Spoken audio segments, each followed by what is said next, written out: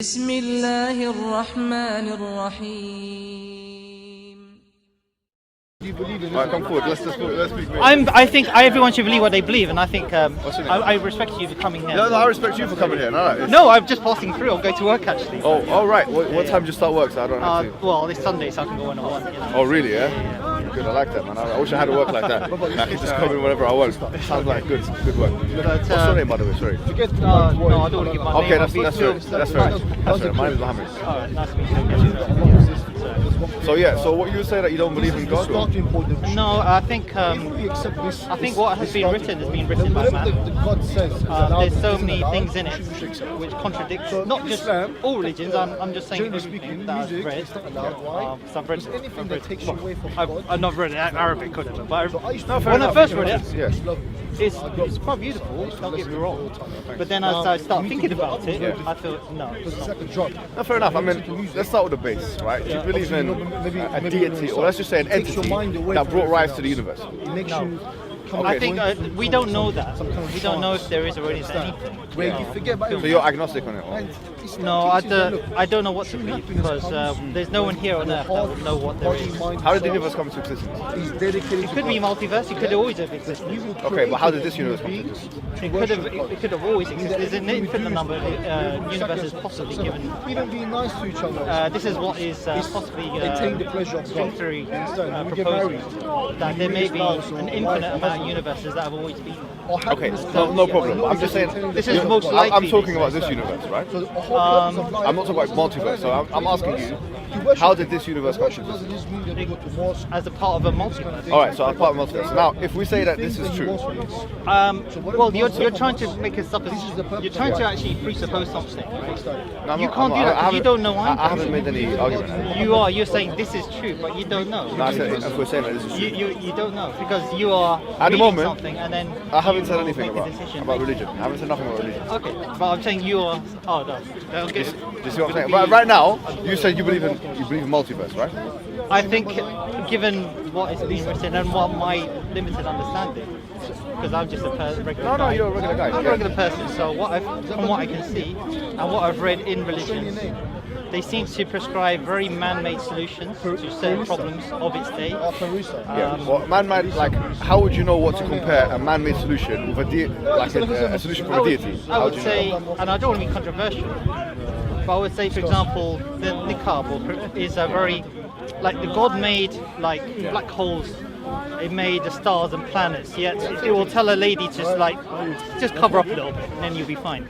It seems to be ungodly. Okay. It seems to be like a little bit I'm liking what you said. lowbrow solution. So is that because what you're suggesting or presupposing is that the socialization that you've been through is a correct socialization? In other words, what I'm saying is that your Western experience, the experience that you've had in the West, where you've been told that women should wear X and that men should wear Y, that constitutes the truth, and that everything that should be anything moral should be kind of measured up towards that truth. I think moral paradigm always shifts, and so things that seem moral to us now may not be moral to before. Excellent. Like for example, and I don't want to be rude, but Muhammad is being said to have by Bukhari to say marry Aisha at 6 and have sex with her at 9. I don't want to that's written, and at that time that was the norm, and that's fine. But morals change. So I'm saying this. So here, if you accept that morals, in your view, are relative, right? So you can't make a moral argument. Do you know why? Because if you don't believe in an objective morality, then you can't say, okay, well, this is right and this is wrong, because everything is subjective. Right? Exactly, it is subjective. Okay, so when you're saying, I don't think that this would be godly or this is ungodly, what you're in fact doing is saying, in my opinion, this is correct morality, but I don't have any objective anchoring. No, I'm not saying. I'm not questioning the God of the morality. I'm talking about the solution to come up with to say, just maybe cover up a little bit. Then you. No, I'm just asking you a question.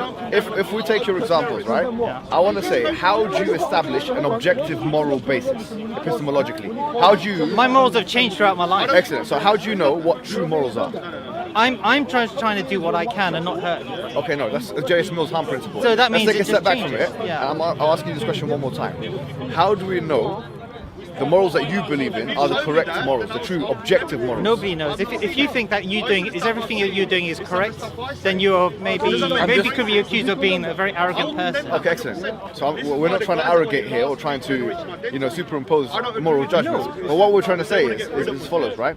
We're trying to say is that if you presuppose that the Western experience of the 21st century, the socialization that you've undergone, okay, in the 21st century, is the base of all true morality, and then you start. It isn't, because you're making another presupposition. Okay. You're putting on me like this. But you have done that. No, I haven't. Let me tell you why. Can I tell you why you've done that? My morals are, like I said, shift according to what my life. If you don't mind me, can I tell you what? I'm not just limited to what. Anyway, what is 21st century Western moral? What is that? You can't pin that down. Just like you can't pin down what is a good or bad. No, but I think there are concepts. There are ideological precepts. I think there are ideological precepts which have risen and become popular. Like, for example, democratic reasoning, liberal reasoning, right? And I think these kinds of things have become common part of the discourse. There are things I'm liberal about, there's things I'm conservative about, just like what Chris Rock said. But what I'm trying to say to you... He said he's liberal about drugs, but conservative about drugs, but liberal about prostitution. I don't know what he said. Everyone's got different views on different things. I'm with you on everything you're saying, but if you follow my argument, try and follow my argument, right? You started off by saying, I don't think, for example, that wearing the face covering or the head covering or whatever would be a godly thing to do. And why? Because in my view, you're presupposing a Western experience. The values and the dress codes of Western women. Well, think something else. That's their upbringing, that's the experience. So you understand now. And I would defend anyone who wants to wear it. They should wear it. I'm with you. But I'm just saying to you that you started off by saying that, and then you said actually morals are relative. So you see how the two statements are contradictory, because actually you can't have moral relativity and then make a moral argument against something which is relative in the first place. Morals are relative, so my morals are different to your morals. But I can still debate you. Otherwise, you can debate me. This is my moral framework now. This is what I'm. This is. But my you have no objective But it can anchoring. shift. It's not guided by one book. I read many books. Excellent, I fine. have many sources of morals. Fine. In other words. So it's different from yours. Excellent. You have the one source. Yeah, exactly. So you can't change. You can't. That's the difference between you and me. I can go out there and maybe change my morals. I maybe have another. So why is that a good experience. thing? It's a good thing because I think I'm more broad. You're very narrow. Okay, well hold on. Let me ask you a question, right? This is again presupposing a Western narrative. You always think this is your view. No, you again. I haven't said to you this is what you think. I know, for example, because you've espoused about the Quran, that you have a narrow view in that sense. So I can assume that. I believe you have a narrow view but as you well. can't assume I believe you have a narrow view as well. Because, do you know why I believe you have a narrow view? Because you're looking at the world with the prism of post-enlightenment Western philosophical precepts, and you can't see beyond that prism.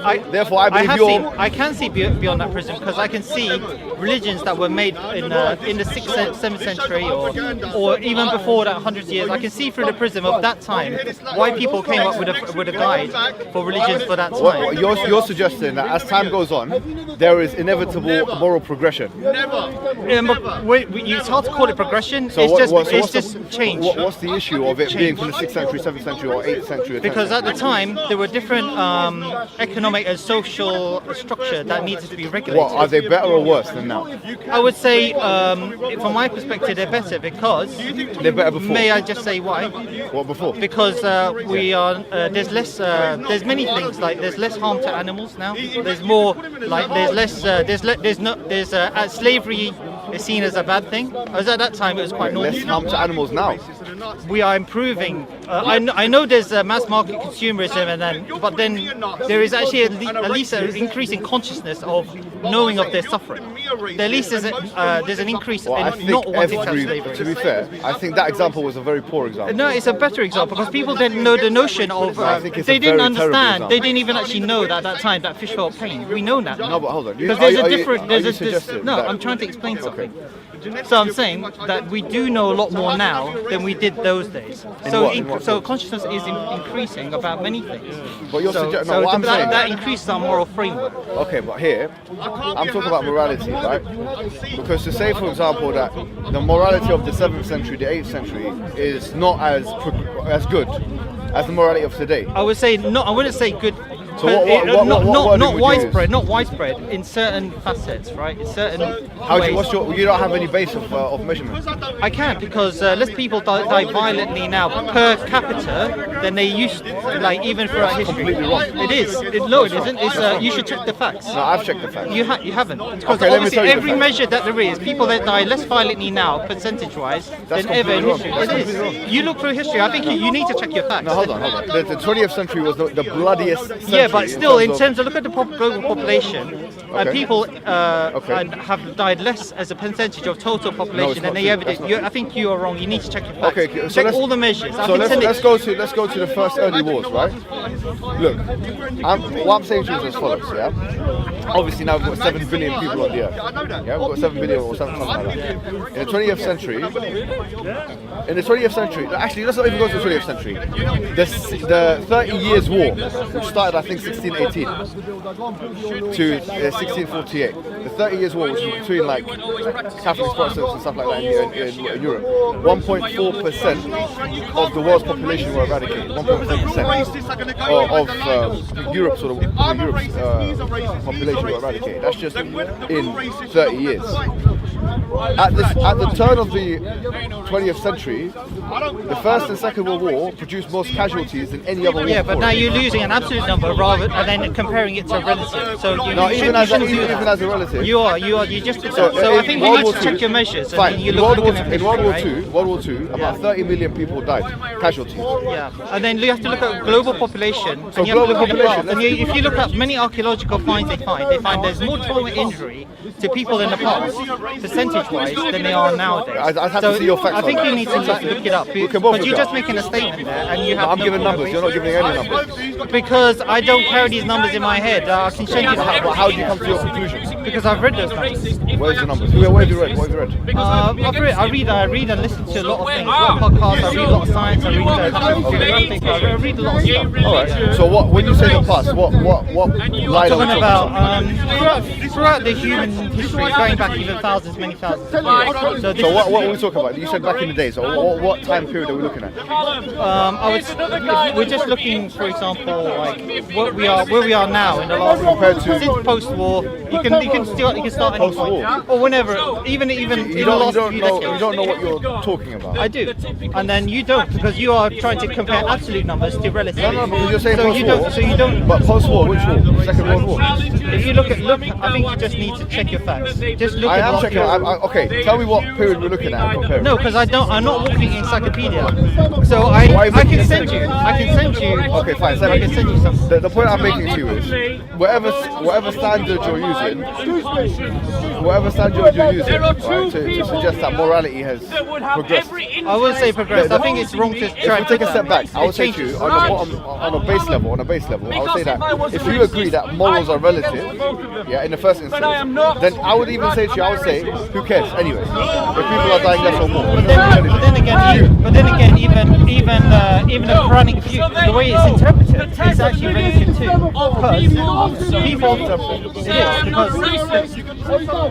it is because Islam a race? Is Islam a race? I might need to pray in a second. okay, no worries. So what I wanted to say to you in the Oh, first sorry, I didn't want to get into all this. Put your hand up. Did I offend you? Nice to meet you. Did I offend you? Islam Did is I a offend you at all? race. Put your hand up. Yeah, you sure, yeah? Nice one. Very nice to meet you. It's You're a good, very no, nice it's good, guy. it's good. You're a nice guy as well, man. Thanks a lot for that. Yeah? Alright, I'm gonna get to work anyway. Go to work, No one just think of one agrees thing. I with want you to do, if that you do a bit of Islam reading, is a race. chapter No one 50 agrees with you. to chapter No one 114 agrees is with part you. of the Quran called Al-Mufassal. Here, Check it up, everyone can go online. check it up, and then let me know what you think afterwards. Yeah, Oh, what's your name actually? Mohammed. Are you on the I'm YouTube? on YouTube, Like Mohammed. you're like some kind of channel or something? Yeah. For your high It's called Mohammed I'll Hijab. find you. Yeah, thanks man.